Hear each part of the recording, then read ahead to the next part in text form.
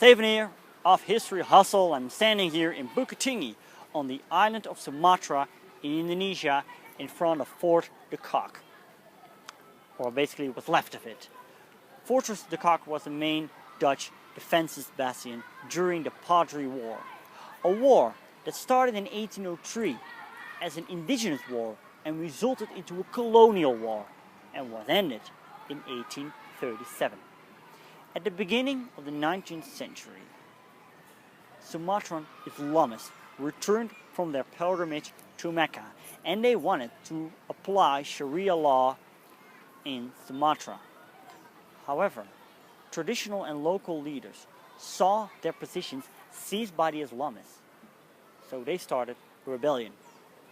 The Islamists were called the Padris and they were under the leadership of Imam Bonjol. The traditional leaders were the Adats.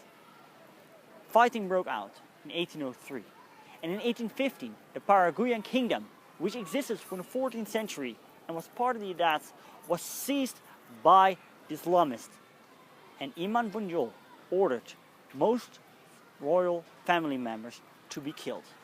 The Adats were losing the battle, but they made a smart move in 1821.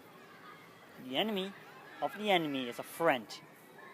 They called out for the Dutch, who came into action. The Royal Netherlands East Indies Army made spectacular progress during the 20s of the 19th century. Then the attention of the Netherlands was more focused on the wars in Java. But when uprising occurred again in the 30s, the Dutch came into action once more. And finally, they conquered the final base of the Padris in 1837. Imam Bonjol was captured and exiled and died in 1864 on the island of Sulawesi. What were the results of this war? First of all, the Dutch made their firm grip on the island of Sumatra. That was also the reason why they came into action. Islamic rules were applied by traditional leaders of the Minangkabau, and Imam Bonjol was declared as a national hero of Indonesia in 1973, and you can find him till this day